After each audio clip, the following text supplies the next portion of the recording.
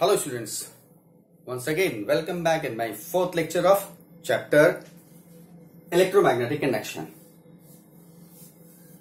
आपको मालूम है कि हमारे पिछले 3 लेक्चर्स में मैंने इलेक्ट्रोमैग्नेटिक इंडक्शन के सारे टॉपिक्स कंप्लीट कर दिए। आज मैं न्यूमेरिकल का सेक्शन ले रहा हूं और इसके लिए सबसे पहले मैंने यहां पर एक फॉर्मूले का टेबल बना रखा हुआ है, आप इसको नोट कर लीजिए। वीडियो को पॉज करके नोट करिए। सबसे पहले जो सारे टर्म्स यहां पर लिखे गए हैं, कुछ यहां पर मैंने लिख दिया है। ई क्या है? ईएमएफ, N5 फ्लक्स लिंकेज, ये सब चैप्टर में बताया गया है। एल सेल्फ इंडक्टेंस या coefficient of self induction, M mutual inductance या coefficient of mutual induction, N number of turns per unit length, और अगर हम कैपिटल एन की बात करेंगे तो that is the number of turns of the solenoid, चाहे वो सिंगल हो या डबल हो। सिंगल होगा तो एन कैपिटल एन, और अगर डबल म्यूचुअल इंडक्शन के लिए N1 और N2 लिखा जाएगा। Right, mu is not is the permeability, आपको मालूम है, और फाई फ्लक्स है, यहां पे लिखा हुआ है। ई इंड्यूस ईएमएफ और आई इंड्यूस करंट। तो स्टूडेंट्स पहले आप वीडियो को पॉज करिए और ये सारे फॉर्मूले नोट कर लीजिए जो कि न्यूमेरिकल्स में यूज होंगे।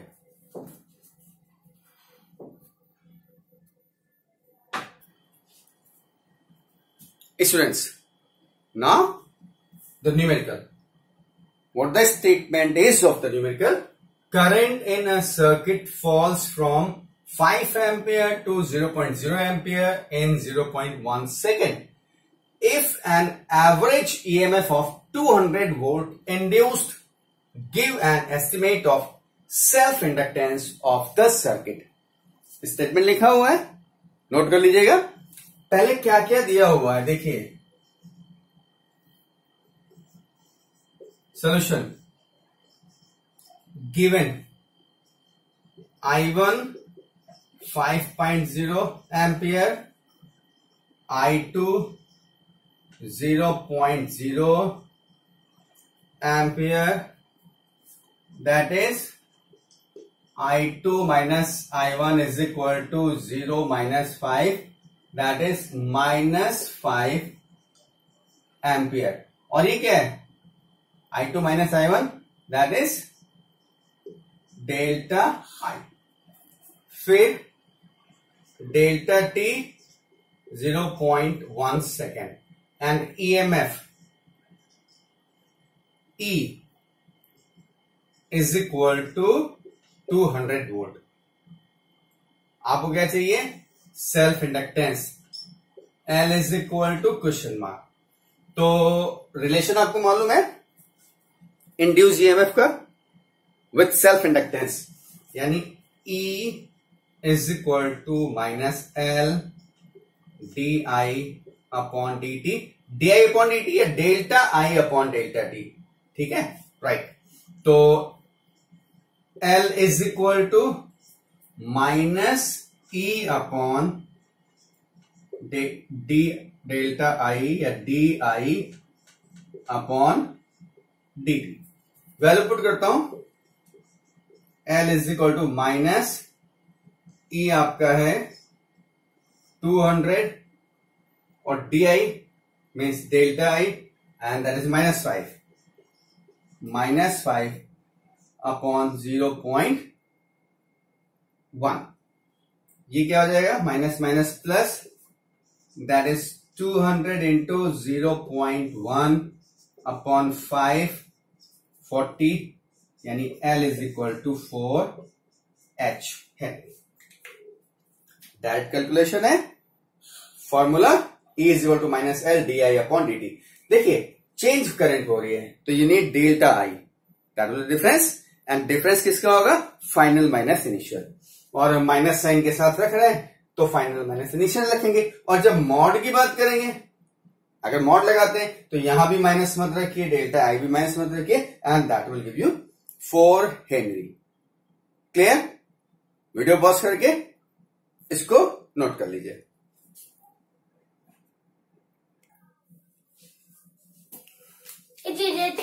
Students, नेक्स्ट क्वेश्चन, स्टेटमेंट दिया हुआ है, a pair adjacent coil has a mutual inductance यानी M of 1.5 Henry. If the current in one coil changes from 0 to 20 ampere in 0.5 second, what is the change of flux linkage with other coil? Question समझ में आ गया? Mutual induction में दो coil होंगी और एक coil में अगर करंट चेंज कर रही 0 से 20 एम्पियर की, तो दूसरे what is the change in flux linkage, दूसरे कॉइल से फ्लक्स लिंकेज में क्या चेंज होगा।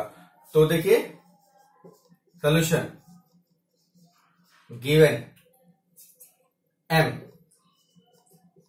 1.5 henry, yes, I1 is equal to 0,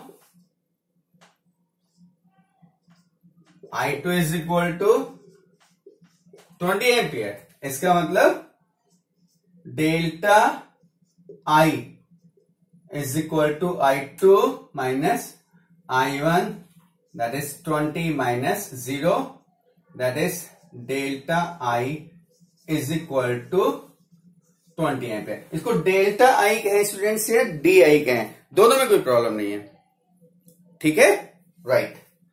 अब डेल्टा टी या dt is equal to 0.5 second. What is the change in flux linkage? Flux linkage में क्या change होगा, इसको आप ऐसे कह सकते हो, चेंज यानी delta phi is equal to question mark, right. जब याद करिए मैंने आपको म्यूचुअल इंडक्शन पढ़ाया था, तो उसमें कोफिशिएंट ऑफ म्यूचुअल इंडक्शन की शुरुआत में मैंने बताया था कि flux is directly proportional to the current, phi proportional I, फिर कांस्टेंट लगाया था phi is equal to M I, और यहां चेंज की बात आ रही है तो हम लिखेंगे delta phi is equal to M into delta आई या डी आई। आपको डेल्टा फाई चाहिए, एम कितना है 1.5 और डेल्टा आई कितना है, दैट इज 35 वेबर। स्टूडेंट समझ में आ गया? कोई डाउट नहीं इसमें, ठीक है। ये दो क्वेश्चन तो डायरेक्टली फॉर्मूला बेस्ड हैं, इनको आप नोट कर लीजिए। सेकंड क्वेश्चन वीडियो पॉज करिए और नोट कर लीजिए। इसके बाद मैं आपको थर्ड थोड़ा सा इससे स्टैंडर्ड क्वेश्चन बताता हूं। वीडियो पॉज करिए, नोट करिए। Students, now the next question, a long solenoid with 15 turns per centimeter has a small loop of area 2.0 centimeter square placed inside the solenoid normal to its axis. If current carried by the solenoid changes steadily from 2 ampere to 4 ampere in 0.1 second, what is the induced EMF in the loop while the current is changing? सबसे पहले क्या क्या दिया गया उसको note करते हैं। Number of turns N is equal to 15 turn पर सेंटीमीटर। तो इसको अगर मीटर करेंगे तो ये क्या हो जाएगा, 15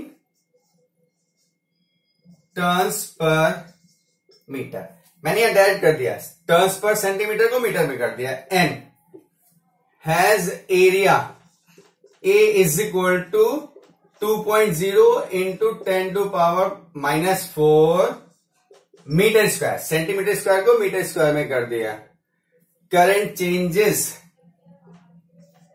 I1 2.0 ampere, I2 is equal to 4.0 ampere. इसका मतलब delta i is equal to I2 minus I1 that is 4 minus 2 that is 2 ampere. Yes, I2 minus I1. और delta t is equal to 0.1. Right, ये समझ में आ गया. तो अभी क्या करना है, what is the EMF? E is equal to minus d∅ upon dt. और पूछा क्या गया है, what is the induce EMF? Magnitude के फॉर्म में करते हैं. E is equal to d∅ upon dt. Students, you know d upon dt और phi क्या होता है? B into A. phi is equal to B into A. So this you can write A d phi upon dt.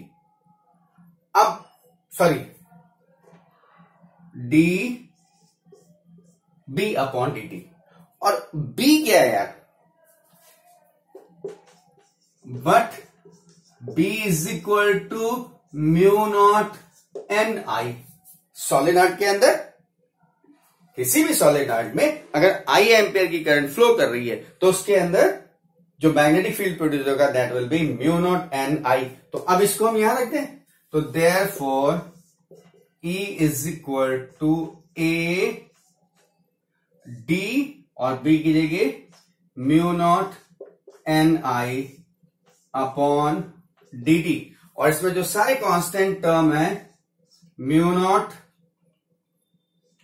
N A पहले से ही बाहर था, D I upon d T.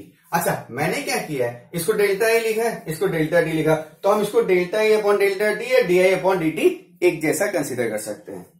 Right. अब हम सारी वैल्यूज पुट करें तो क्या हो जाएगा?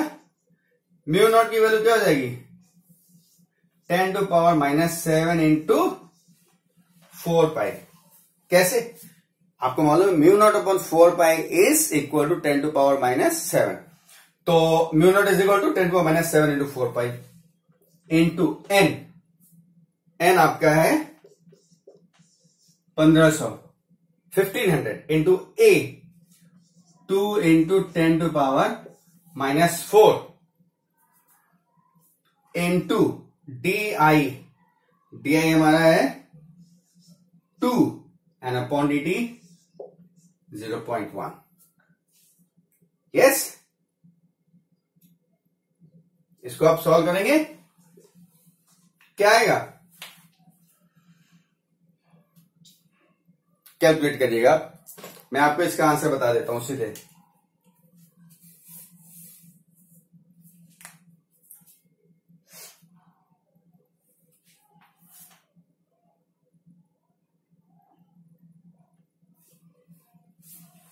(7.5 into 10 to power minus 6 volt E. इसको कैलकुलेट करिएगा. आप देखिए सब कुछ वैल्यू पुट करने के बाद, तो that will be approx 7.5 into 10 to power minus 6 volt. देखिएगा, कैलकुलेशन चेक कर लीजिएगा आप. ठीक है. तो स्टूडेंट्स, ये आपके क्वेश्चंस हैं एनसीईआरटी के, और ये सारे के सारे बोर्ड में आए हैं. और इसी पैटर्न पे थोड़ा सा कॉम्प्लिकेशन, ये जो थर्ड क्वेश्चन था ये थोड़ा सा कॉम्प्लिकेटेड है. कॉम्प्लिकेटेड नहीं है, यहां पर फॉर्मूले बनाने हैं आपको. E is equal to d phi upon d t. Direct d phi upon d t नहीं होता, आपको तो दिया नहीं है ना.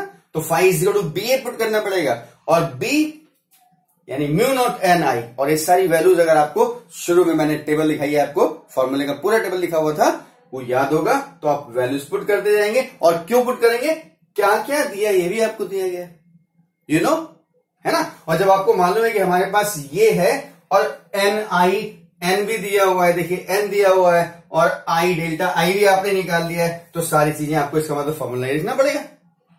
तो कोई भी न्यूमेरिकल लगाने से पहले सबसे पहले आपने करना क्या है कि क्वेश्चन में क्या क्या दिया गया है उसको आइडेंटिफाई करिए, उसको सबसे पहले नोट करिए. फिर सिस्टम में कर लीजिए। जैसे यहां टर्न पर सेंटीमीटर में था, इसको हमने मीटर में कर दिया। ये सेंटीमीटर स्क्वायर में था, मैंने इसको मीटर स्क्वायर में कर दिया, राइट। और फिर सारे फॉर्मूले को लिखा, सारी वैल्यूज पुट की और ये आपको आंसर मिल गया। तो स्टूडेंट्स आप देखिएगा एनसीईआरटी बुक फॉलो करिएगा, सॉल्व एग्जाम्पल देखिएगा और रिमेनिंग क्वेश्चंस करने की कोशिश करिएगा। मैं साइट में हो जा रहा हूं, वीडियो पॉज करिए और नोट कर लीजिए।